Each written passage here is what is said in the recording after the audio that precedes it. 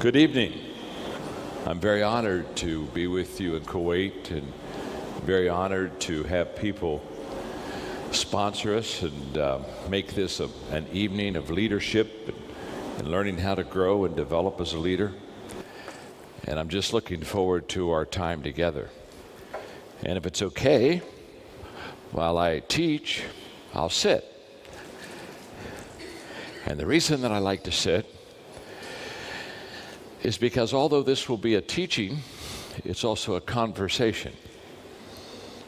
The best way to connect and communicate with people is by sitting with them, usually eating, and mostly just getting to really know each other.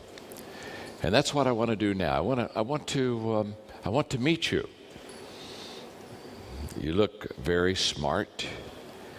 You look happy, and I want to just find out who you are. My name is John, and on the count of 3, I'd like you to give me your name.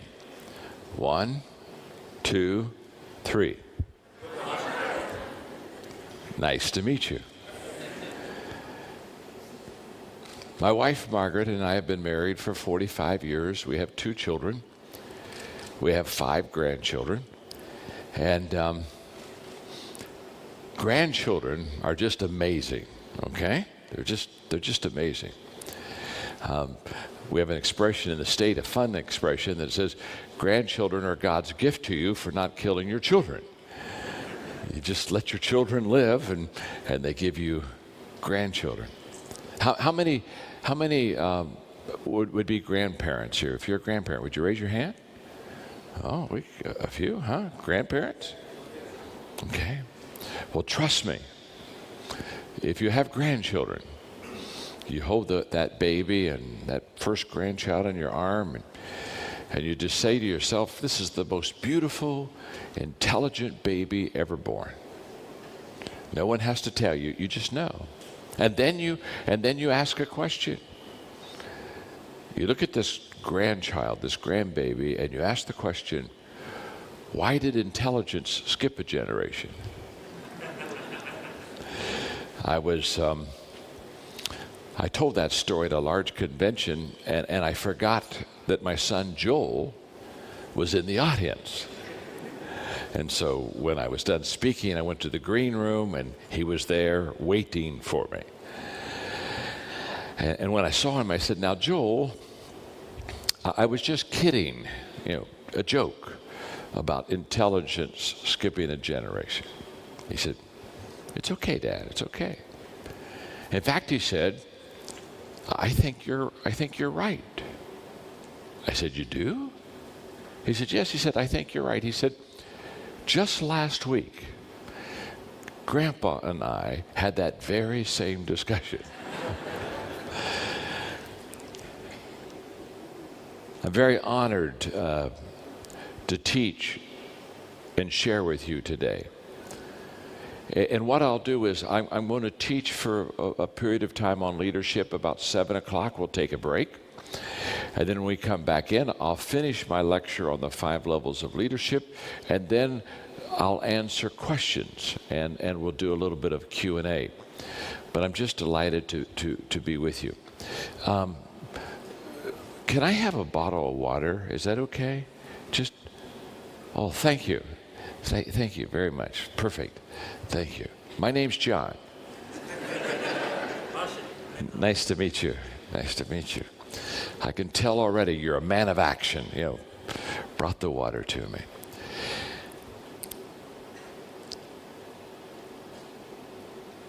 Leadership is the love of my life, and it's my passion. And it's the love of my life, and it's my passion because I know what happens when people learn to lead well, when people learn to lead better.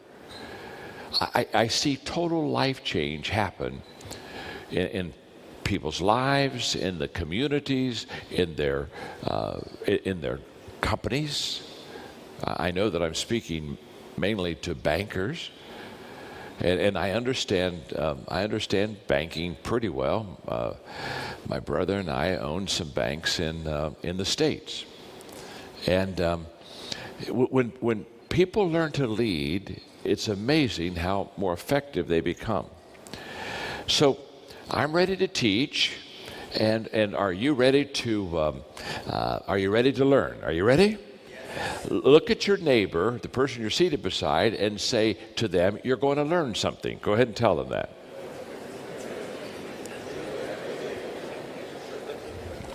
Good.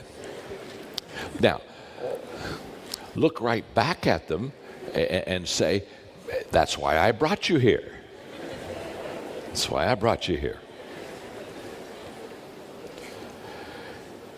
I wrote a book about 12 years ago called The 21 Laws of Leadership. Okay?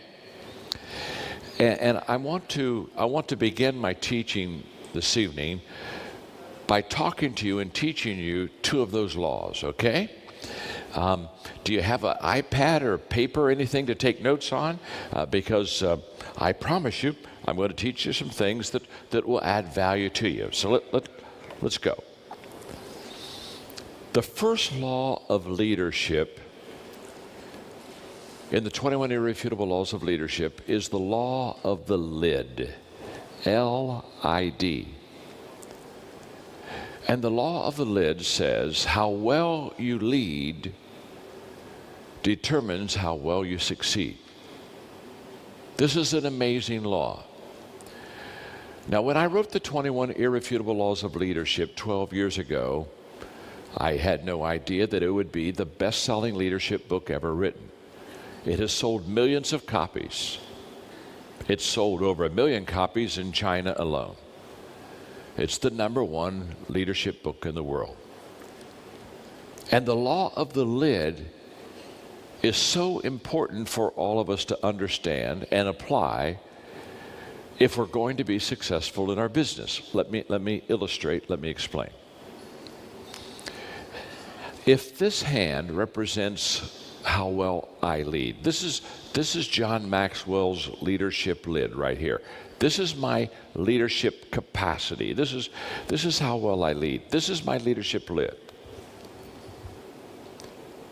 Now, if this is how well I lead, this is my leadership lid, and this hand represents my business, my bank.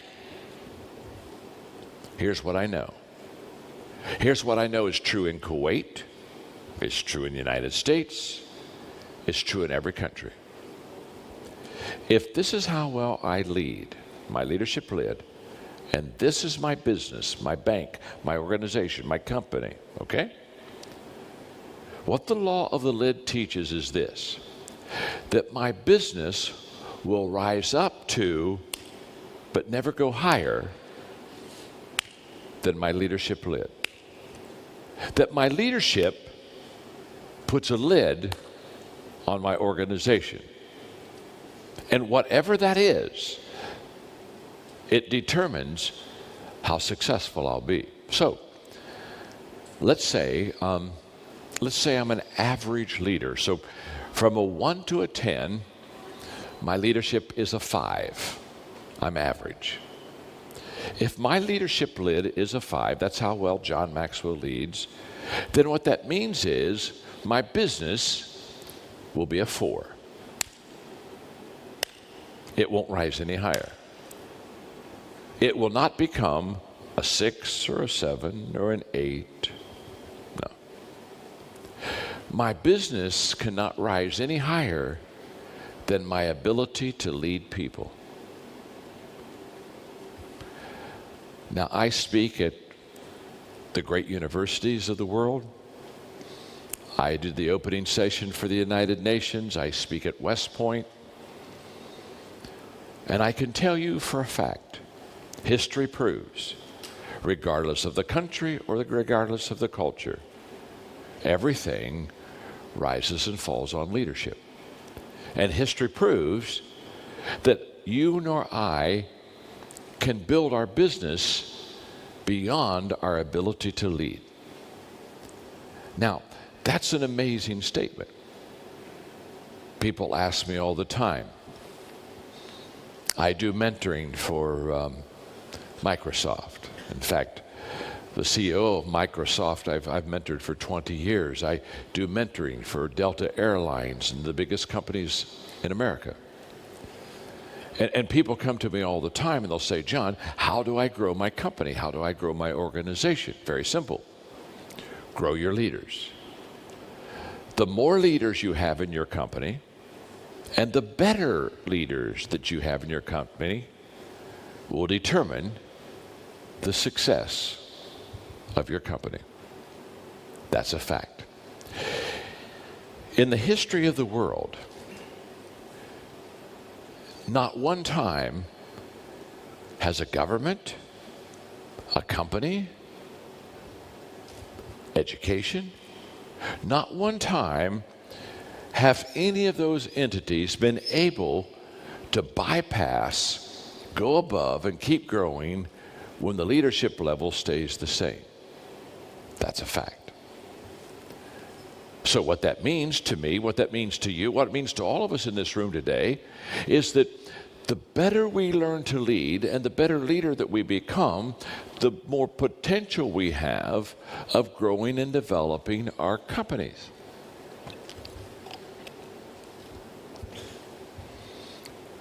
When I do question and answer, one of the most popular questions people ask me is somebody will raise their hand and they'll say, John, are leaders born? And whenever they ask me, are leaders born, I always give them the same answer. Of course they are. Think about that question. I've never met an unborn leader. Don't particularly want to either, thank you very much. You see, when they ask, are leaders born, they're not asking like, were they born? What they're asking is, are there some people when they're born, they have kind of a natural leadership ability, and so they go to the front of the line, and some people don't have that ability, so they go to the back of the line. And the great news that I want to share with you today is that there are people that have leadership tendencies and leanings. That's a fact. But that every person can learn to lead. Leadership can be taught. Leadership can be learned. And I know that. I have the largest leadership training organization in the world. We have trained leaders in every nation, and we've trained 6 million leaders.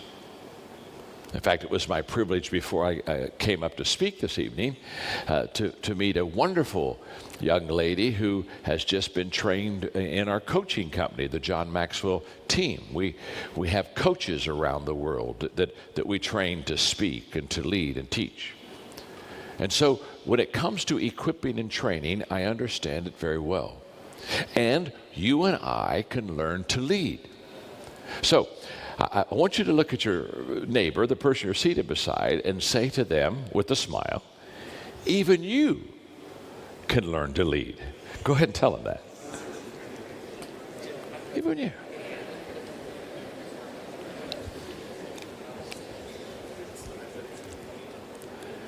Okay.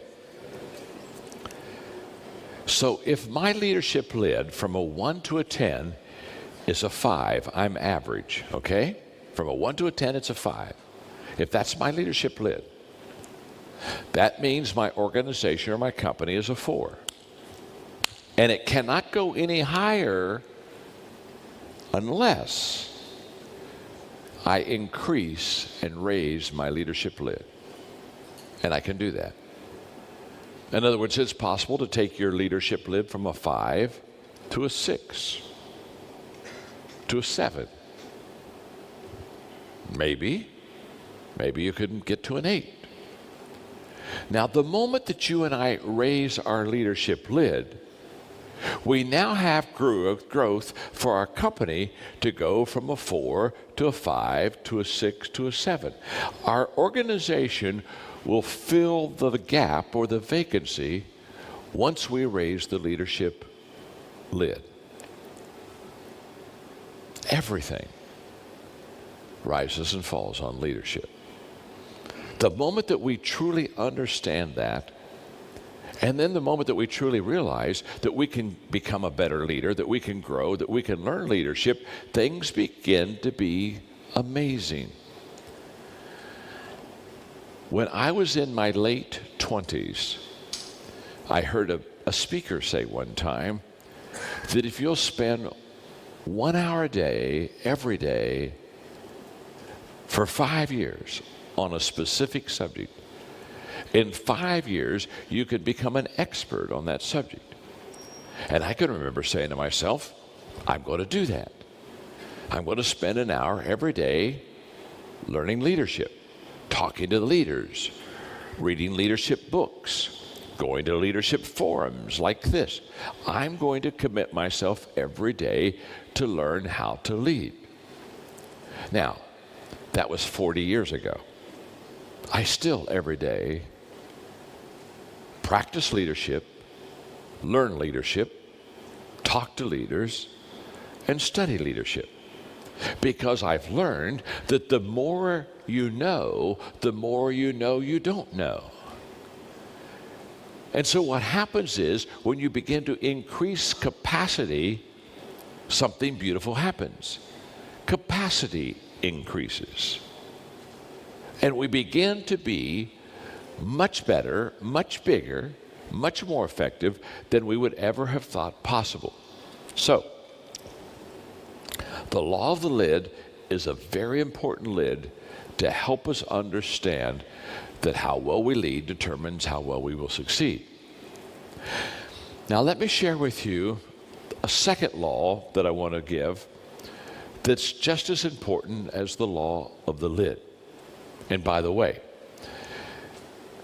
the 21 Irrefutable Laws of Leadership is in 47 languages. It's been taught in every country.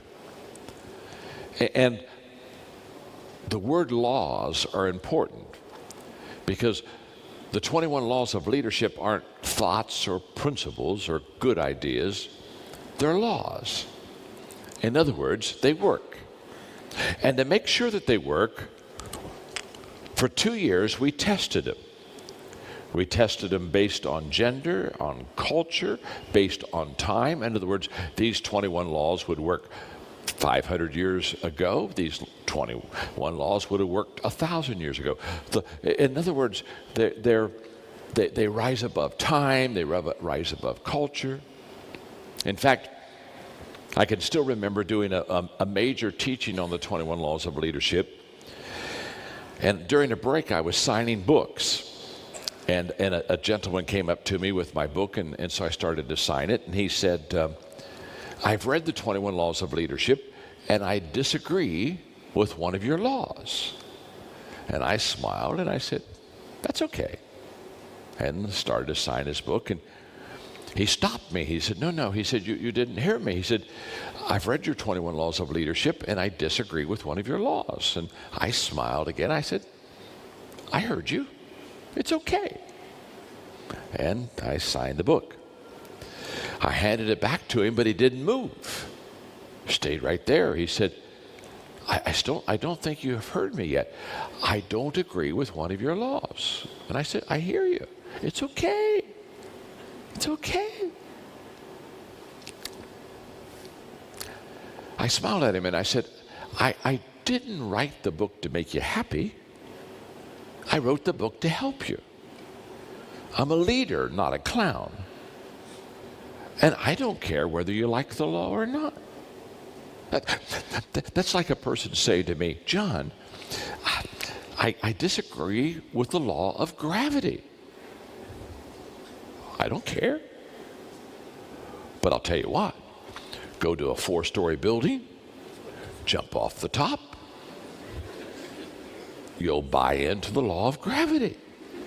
You see, the laws don't care whether you like them or not. They don't even care whether you obey them. They're the laws. And the laws of leadership, regardless of time, regardless of culture, regardless of gender, they just work. And one of the laws of leadership that I want to talk to you about is the law of process. And the law of process says leaders develop daily, not in a day. This incredible leadership law says it takes time to learn how to lead, that it takes time to become a good leader, that it's not something you do immediately or quickly. It's not something that you become after you read one book or you come to one event. Often people will come to hear me speak on leadership, and they'll come up to me and they'll shake my hand. They'll say, "I'm so excited. I'm going to hear you talk on leadership, and today I'm going to become a leader." And I said, no, you're not. Now, today you may begin your leadership journey, but you're not going to become a leader in one session or reading one book. You're not that good, nor am I that good. It takes time. It's a process. And so, as we think of leadership, what we need to do is understand that today we begin the journey. And as we begin the journey today, what we also need to understand is that it's a process. In other words, it will take time to develop great leadership skills. I've been writing leadership books. In fact, I've written over 80 books. In fact, I've written more material on leadership than any man that's ever lived. And yet, I'm still learning how to lead. I'm still growing as a leader. So look at the person you're sitting beside and say to them, it's going to take you a while to be a great leader. Go ahead and tell them. It's going to take you a while. Okay? Sure. In fact, look right back at them and say, for you, it may take a real long while, okay? This may be a long process. Now, everywhere I go, whether it's companies, governments, educational institutions, health companies, regardless of where I go, people want to develop leaders. In fact, people call me in all the time and say, we want you to teach us leadership. We need better leaders. We need more leaders. The teaching leadership is always in high demand. This is the last stop of an international tour that 8 days ago I started in Namibia, Africa, and South Africa, and I'm making my way through, and tomorrow I go home. But regardless of the country, regardless of what kind of a company, they always want more, they need more and better leaders. And so they'll say, John, can you help us develop great leaders fast? Can't do it. It's impossible. It takes time. You see, too many times we try to microwave leaders. We put them we get our company leadership microwave and we put our leaders in there and we push some numbers and then we zap them. And we hope that they'll come out as great leaders. It takes time. So to help us understand the process of leadership, this evening I'm going to teach you the 5 levels of leadership. Because leadership is not one place, it's not one situation, it's not one position. There are 5 levels. And I have been teaching the 5 levels of leadership for 30 years. When I go to West Point, they want me to teach the 5 levels of leadership. When Delta Airlines 8 years ago filed Chapter 11 and was financially in trouble, the president, CEO, sat down with me and said, John, if you were leading this company, what would you do? And I said, very simply, you have an airline company, but you don't have a leadership culture. And because you don't have a leadership culture, you're not reaching your potential. And so they brought in 3,500 of their employees around the world, and for a day I taught them the 5 levels of leadership. I shared with them, if you want to develop a leadership culture, if you want to develop a company that really understands leadership, you've got to understand the 5 levels of leadership. By the way, what I'm about to teach this evening and share with you, if you understand and if you relate it and if you apply it to yourself and to your company, over time you will develop a leadership culture. Listen carefully. Culture is much more important than vision. When leaders think of running and building a company, they think of vision. And they say, well, look, here's where we're going. And they cast this beautiful, clear vision of this is what we want to become. This is where we're going. That's vision. And that vision, with a beautiful picture and shared well, becomes a catalyst. It becomes the fuel to help that company get there. But culture is much more important than vision. In fact, 100 to 1, culture is more important. Because culture is behavior. Culture isn't what we see, that's vision. Culture is what we do. And what we do and how we behave determines where we're going to go and what we're going to accomplish. And what I'm going to share with you with the 5 levels of leadership is a process of understanding how leadership works, and it's also helpful in developing a leadership culture for your banks, for your company, for your organization, for whatever you're leading. So, let's look at the 5 levels and let's begin, okay? Now, the 5 levels of leadership, you can see here that we're going to begin in a moment with the lowest level, which is the position level. And we'll move from the position to the permission to the production to people development and finally to level 5, the top level, the pinnacle level. But we're going to begin with where we all start. The lowest level, the first level of leadership, and that is the position level of leadership. Now, at the position level of leadership, people follow us because they have to. So at this level, the key word is rights. We have certain rights when we are a positional leader, and because of those privileges and rights, people follow us because they have to.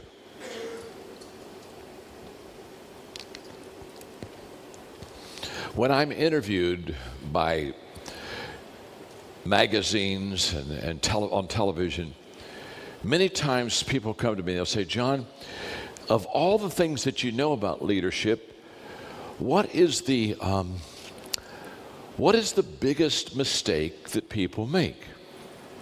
And I always share with them the biggest mistake that people make is thinking that if they have a leadership position, that somehow that makes them a great leader.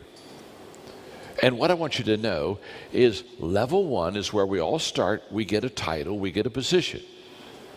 But level 1 leadership is not the highest level. It's the lowest. Again, when I go to West Point, the generals ask me to speak to all of the officers and all of the cadets on the 5 levels.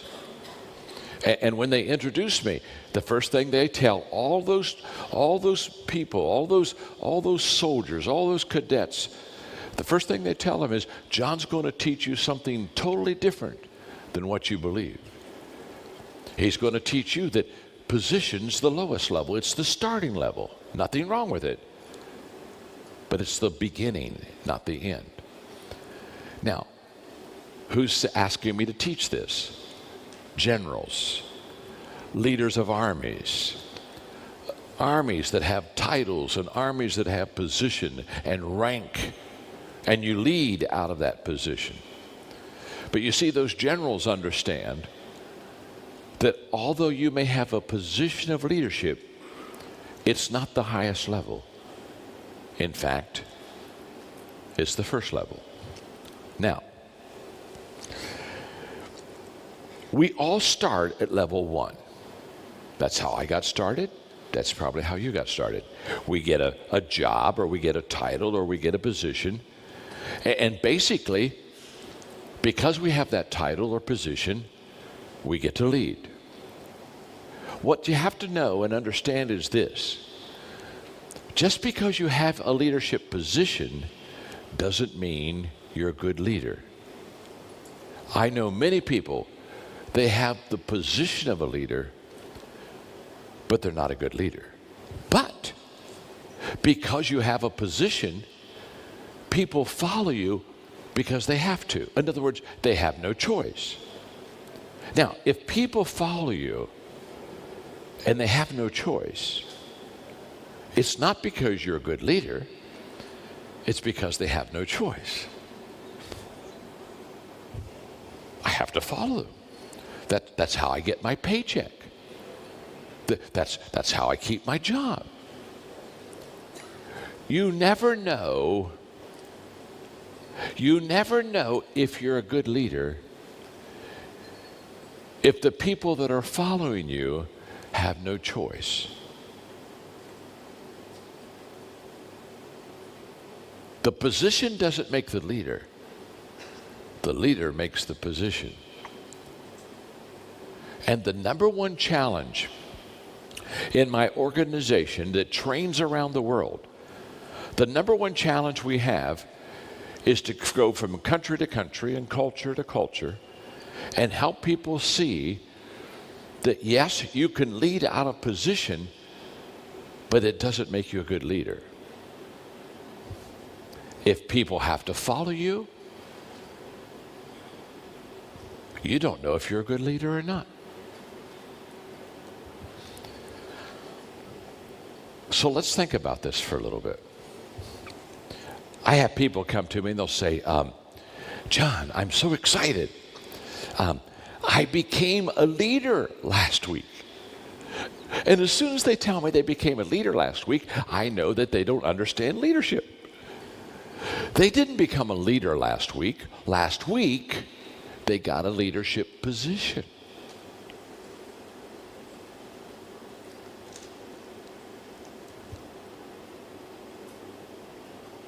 And a position doesn't prove your leadership.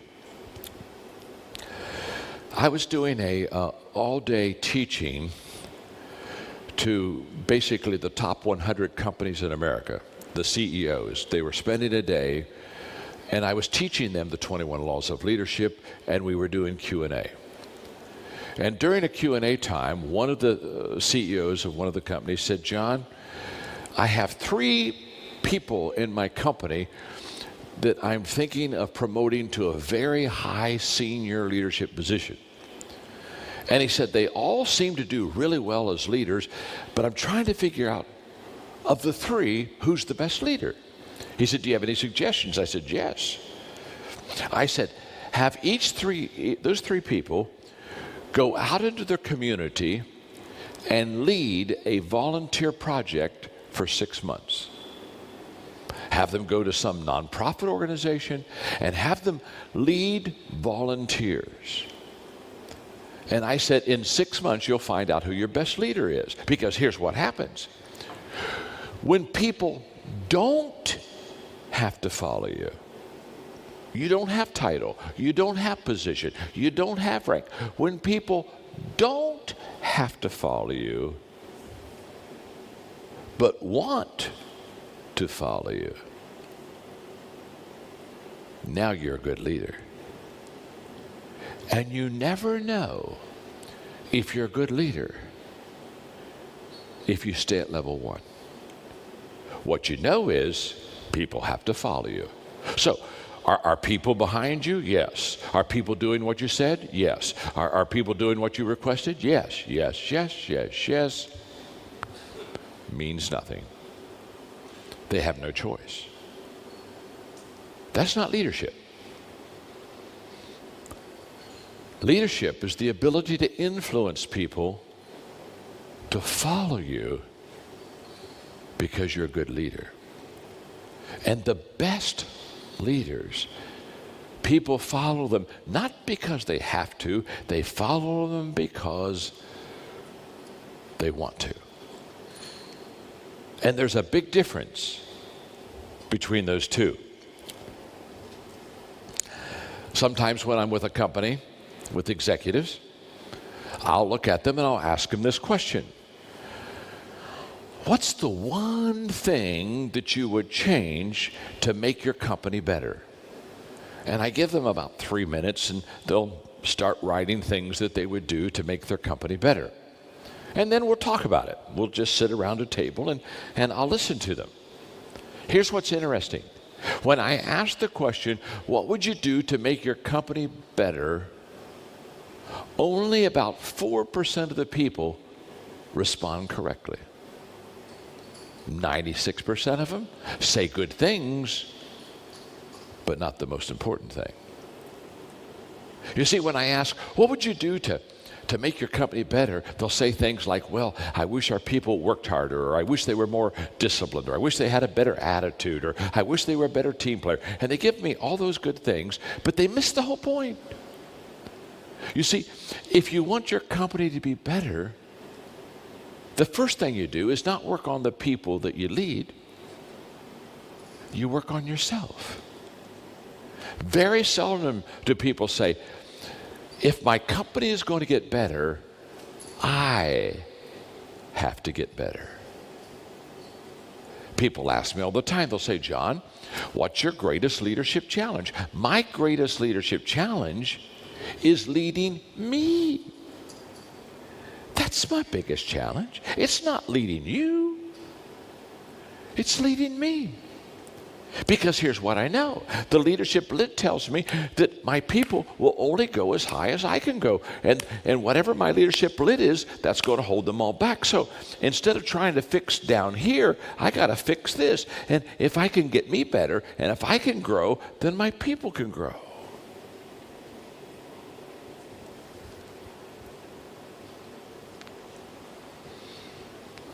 Now, there's a tremendous upside with level number one. And the upside of level number one, the positive about it is, once you get a leadership title and you get a leadership position, it gives you an opportunity to lead. So you get to try out your leadership skills.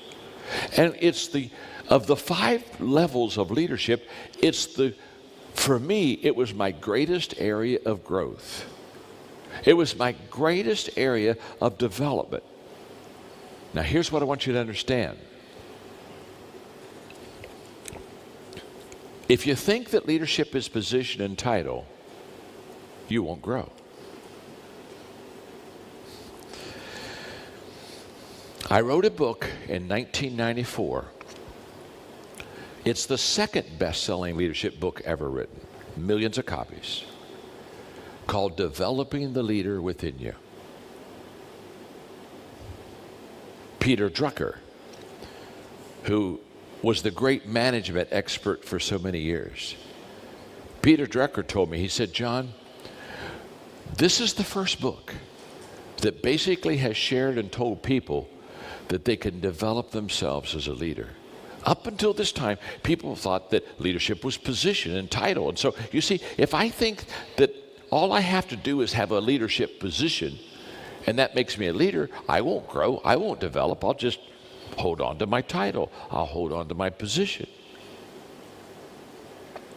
In fact, one of my favorite leadership proverbs is, he that thinketh he leadeth and hath no one following him is only taking a walk. And I know all kind of people, they're taking walks.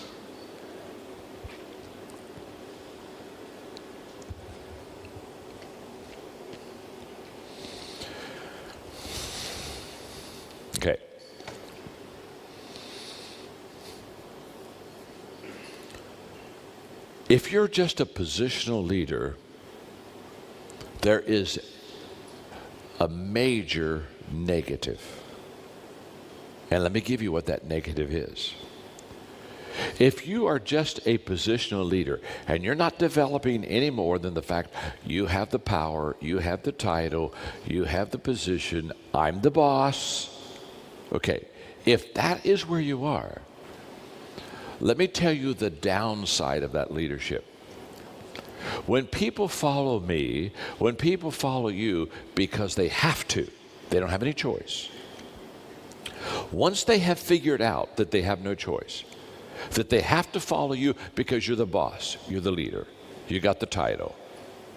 Once they understand that they have no choice, they make a decision. And here's their decision. At the moment they realize they have to follow you, they're not following you because you're a good leader. They're not following you because you're adding value to them. They're not following you. They have to follow you. Once they understand that, they begin to give you very little energy and effort.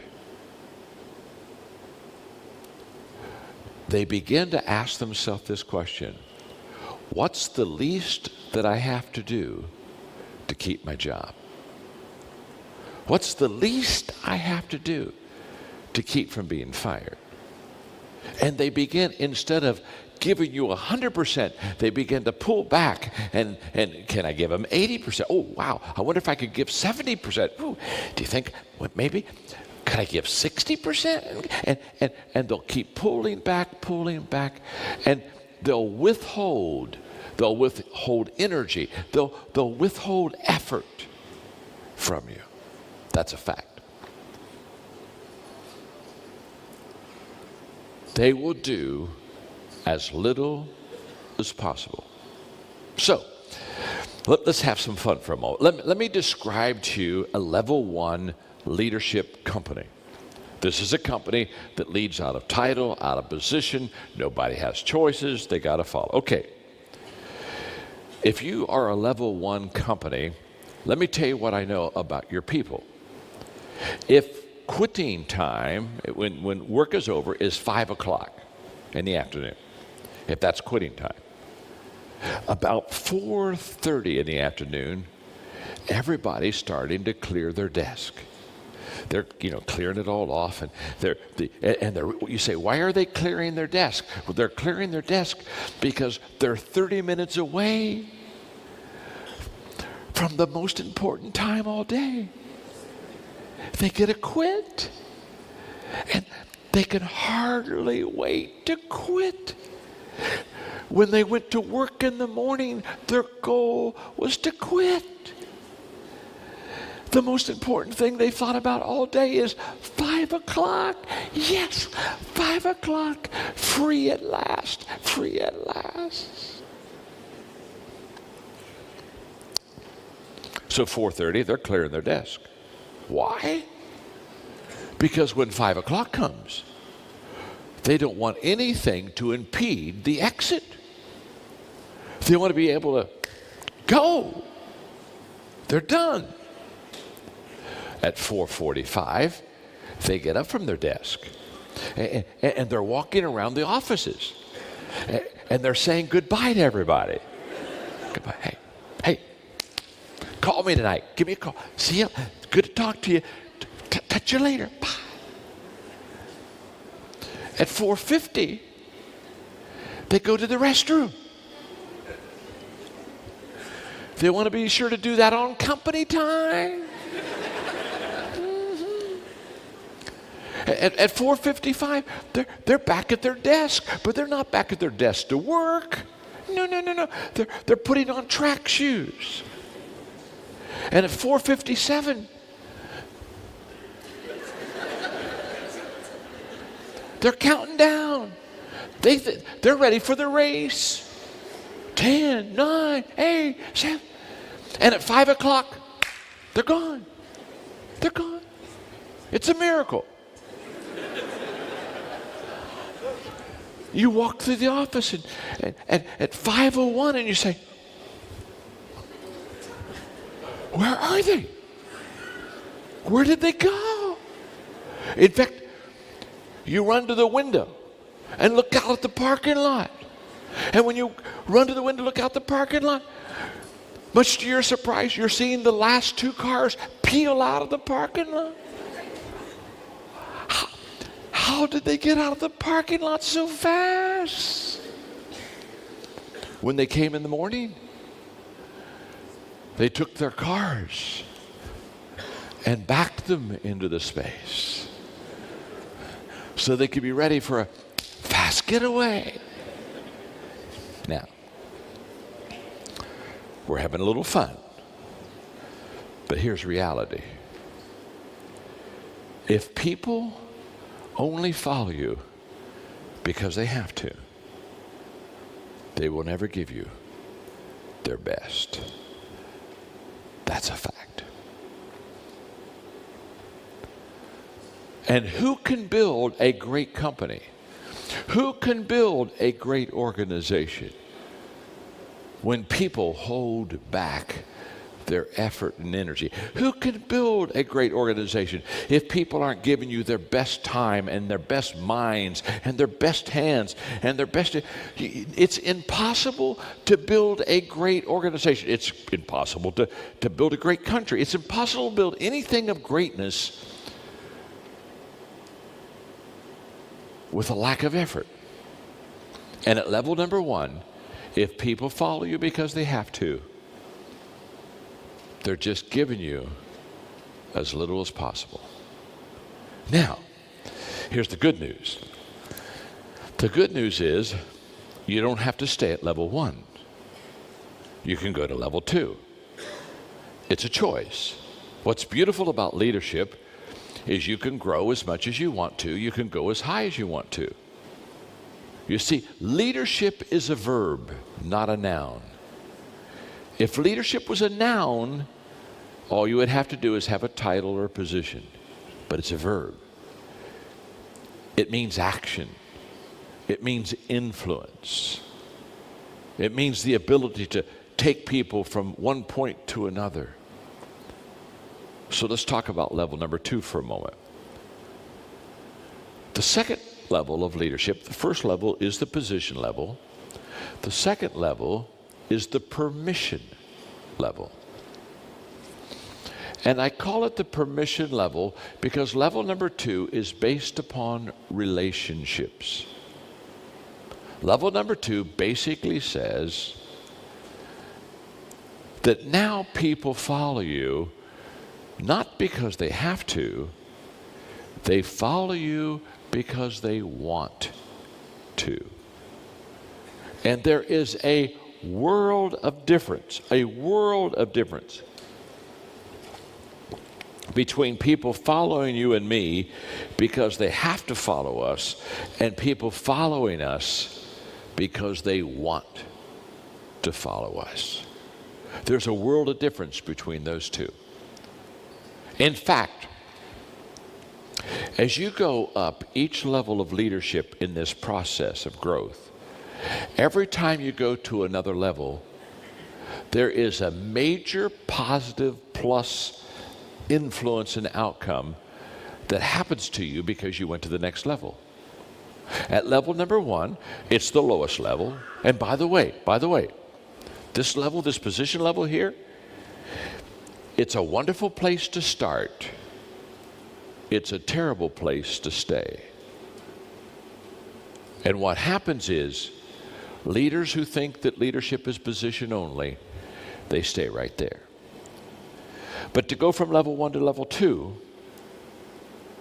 and have people follow you, not because they have to, but have people follow you because they want to, here's where the big plus is. Here's where the big win is. At level two, people give you their energy. At level two, people give you their time. At level two, people begin to give you their heart. If you want 100% out of people, you have to have a connection with them. You have to have a relationship with them. 40 years ago, I made a statement that's quoted all the time. People do not care how much you know until they know how much you care. And level 2 is a relationship where you as a leader begin to connect with the people. And relationships, that's the foundation of leadership. Why? Because true leadership is influence. Nothing more, nothing less. And how do you influence people? By connecting with them, by relating to them. Let me explain. If you're a positional leader, you think the people have to come to you. In fact, here's what positional leaders do and say all the time. There's an expression. Now, maybe it's not in Kuwait. I don't know. It's an expression around many countries of the world, but maybe not in Kuwait. In fact, I'll give you the expression, and then you tell me if it's said here. Okay? But there's an expression that is given to leaders and leadership often, and the expression is, "It's lonely at the top." Now, is that an expression that you get here? Maybe not. Okay. And it's kind of the picture of the leader up on top of the mountain, and all of his or her people are down at the bottom. And the leader's at the top, and he's looking down there and he's saying, "Oh my, look at them, oh, look at them, oh. It's lonely at the top." A leader never said that. If you're at the top all alone, you're not a leader. No one's following you. If you're at the top all alone, you're not a leader. You're a hiker. You're doing a hike. Because what do leaders do? When leaders see their people, if they're a level 2 permission leader, they don't wait for their people to come up to them. They don't wait for their people to connect to them. You see, if you're a level 2 leader, what you do is you get off the top yourself. And you walk down to where the people are. And you walk slowly through the crowd. And you understand as a leader, you need to connect with the people. Why do you need to connect with the people? Because you can't take people where they need to go until you find out where they are. So the first leadership responsibility is not to say to all the people, "Come to me, come to me." No, the leader goes to the people and connects with them. And then that leader then only takes people to the top as they're ready. And so when I go back to the top this time, I'm taking people with me. I'm connecting with them. I'm relating with them. I'm bringing them with me. In fact, leaders never cross the finish line first. If you want speed, don't lead. Just run by yourself. But leaders, they're known by the fact they take people with them. So when leaders cross the finish line, they bring people with them. They never say, "I crossed the finish line." They said, "We crossed the finish line."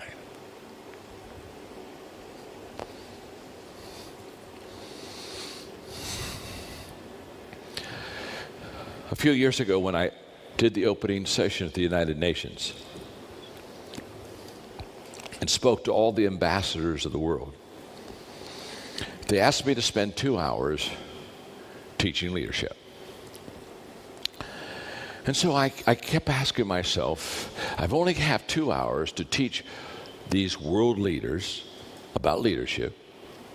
What should I teach?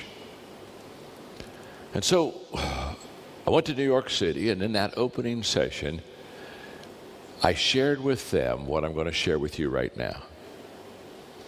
I looked at all these leaders around the world, all the different countries, all the different cultures, and I said, let me say something. Wherever you lead and wherever you're from, when people follow you, they ask 3 questions. And these three questions are what I call the followers' questions. And when they look at myself or when they look at you as leaders, there are three things they're asking themselves. Number one, do you care for me? Do you care for me? Who wants to follow a leader that doesn't care for a person, that doesn't value that person? Do you care for me? Question number two, can you help me? In other words, if I follow you, is it going to get better for me? Am I going to go to a higher level, or am I going to be able to do things I can't do? If I follow you, can you help me? Can you help me? That's question two. Question number three, can I trust you? If I follow you, are you going to lead with me in mind? Are you going to lead with my interest in mind? Can I trust you? Or are you going to manipulate me? Are you going to use me for your personal advantage? Three questions. Do you care for me? That talks about a leader's compassion. Can you help me? That talks about a leader's competence. Can I trust you? That's all about the character of the leader. Isn't it interesting? Of those three questions, two of the three are all about level number two in leadership, relationships. Do you care for me? That's a relationship. Can I trust you? That's a relationship. Two of the three questions that followers ask leaders are all about level number two. So here's the question. How do we become an effective level two leader?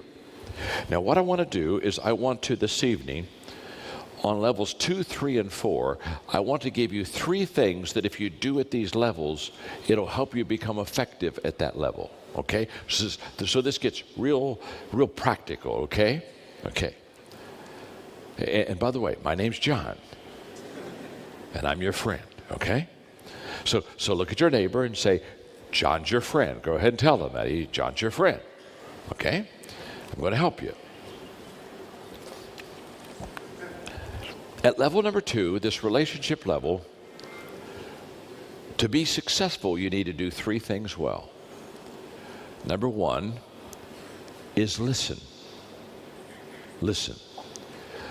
Level 2 leaders that are successful listen well. You say, wait a minute, John. I thought you were going to teach leadership. That's what I'm teaching. To be a great leader, you have to first be a great listener. And here's why. Leaders connect with their people. How do you connect with people? You don't connect with people by telling them where you are. You connect with people by finding out where they are.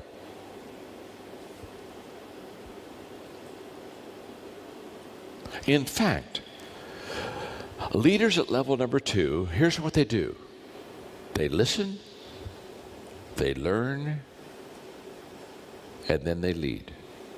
They listen, they learn, and they lead. They listen, they learn, and they lead. They listen, they learn, and they lead. They listen, they learn, and they lead.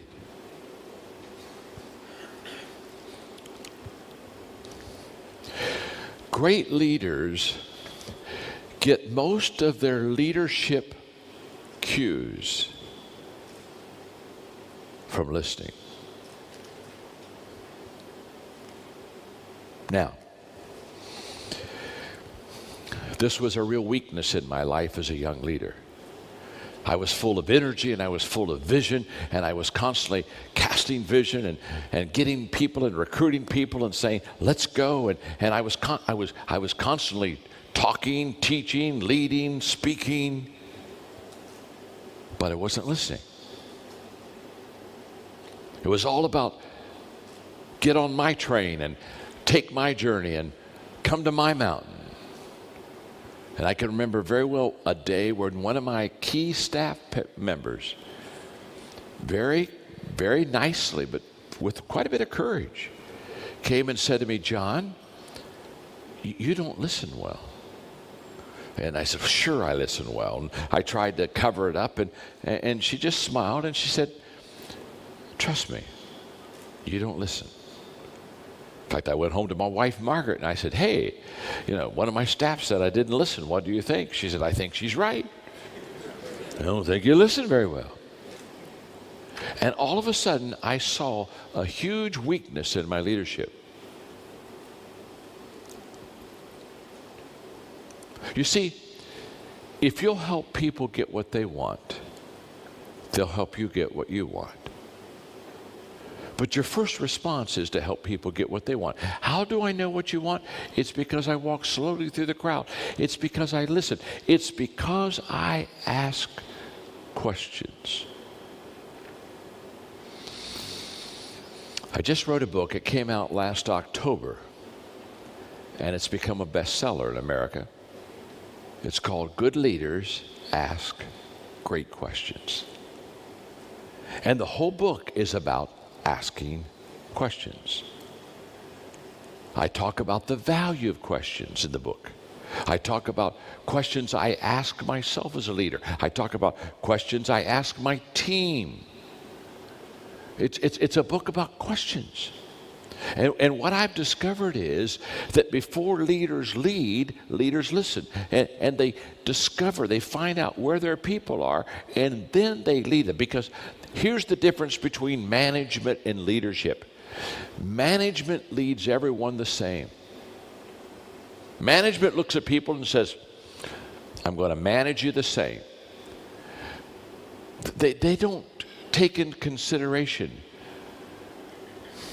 temperament, passion, dreams, motives. They just lead everybody the same.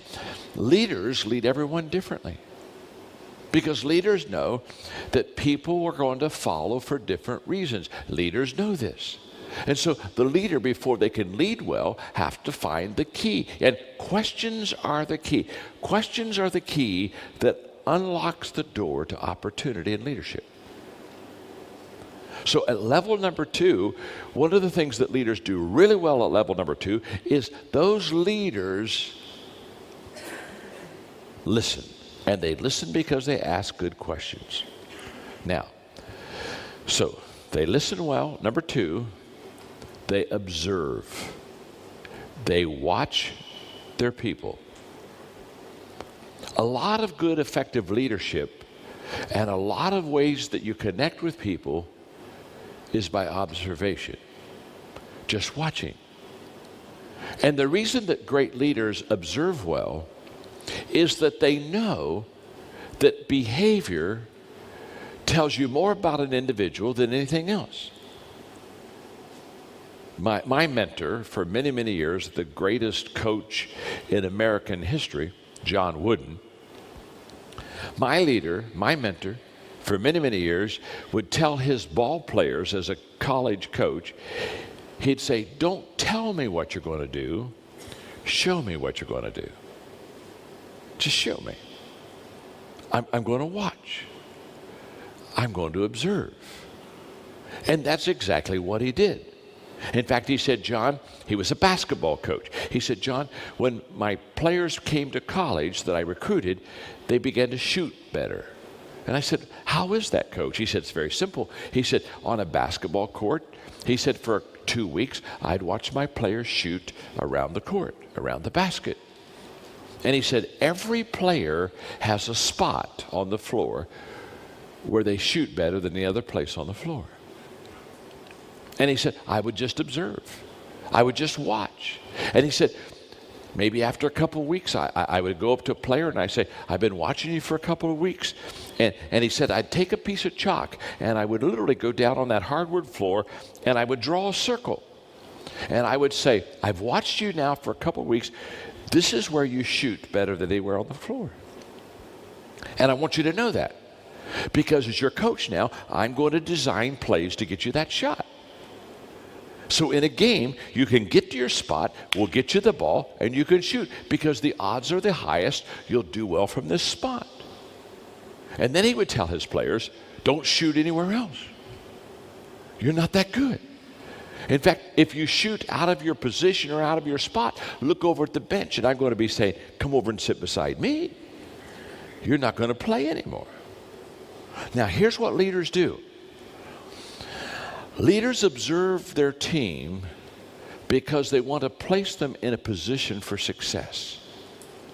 So they're constantly asking themselves as leaders, where is the best place for me to put them in the organization that they're going to prosper and do well? Because if I can put them in their best place, it's going to be best for the company. That's what Jim Collins teaches all the time. You know, get your people on the bus, put them on the right seat of the bus. That's what you do. So at level number 2, leaders observe their people well, they listen to their people well, and there's one other thing that they do. They serve their people well. Level 2 leaders understand the value of serving. A level 1 leader doesn't understand this. A level 1 leader, excuse me, I thought the levels were there. A level 1 leader believes that people should serve him or serve her. A level 2 leader has a whole different way of thinking. The reason I used permission here is because people give you permission to lead them. Why do they give you permission to lead them? Because you relate with them and you connect with them and they like you and you like them and you connect together. Now, it's at this level that you begin to serve the people. You say, well, wait a minute, John. I'm the leader. Doesn't matter. I have 4 companies. In fact, Mark Cole, who is the CEO of all 4 companies, is with me on this trip. And we have presidents of each company, but I want to talk just to one person and basically lead through Mark. And so he's the CEO of all 4 of my companies. And he understands, I understand this whole issue of connecting with people and relationships. So when I'm talking to Mark, whether now together or whether it's on the phone, doesn't matter. When we talk every day, I have a question to ask him every day. Mark, how can I serve you? What can I do to help you? Because you're in this daily. What can I do to make it easier and better for you? Now, some of our companies, most of our companies are in Atlanta, Georgia. And if I'm in Atlanta, maybe my wife and I are at a restaurant, I'll have people come up to me sometimes and introduce themselves, and they'll say, Mr. Maxwell, I just got hired by one of your companies. I work for you. And whenever they tell me they work for me, I smile and I stop and say, no. First of all, don't call me Mr. Maxwell. Call me John. I'm your friend. And you don't work for me. Nobody works for me. I don't have slaves. You work with me. I work with you. You help me, I help you. We don't care about titles. We don't care about positions. We care about exceeding expectations and being successful. We care about production. And so I just want you to know, we work together. I'm not over you. I'm beside you. And that's leadership. And that's level 2. Level 2 connects with the people, relates to the people, and they bring the people along with them. Now, the 3rd level of leadership, I'm just going to give this to you, and then I'm done. Yeah. Prayer time, so they have a hard stop at 7. This is Mark Cole, my CEO. Give him a hand. I told you I served him, didn't I? He just told me it was 7 o'clock and it was time for me to shut up. And so when you come back from the 7 o'clock break, I'll give you level number 3. Let me ask you a question. Are you learning something? Yes. Huh? Look at your neighbor and say, I'm learning something. Go ahead and tell them that. Look right back and say, not enough yet. Not enough yet.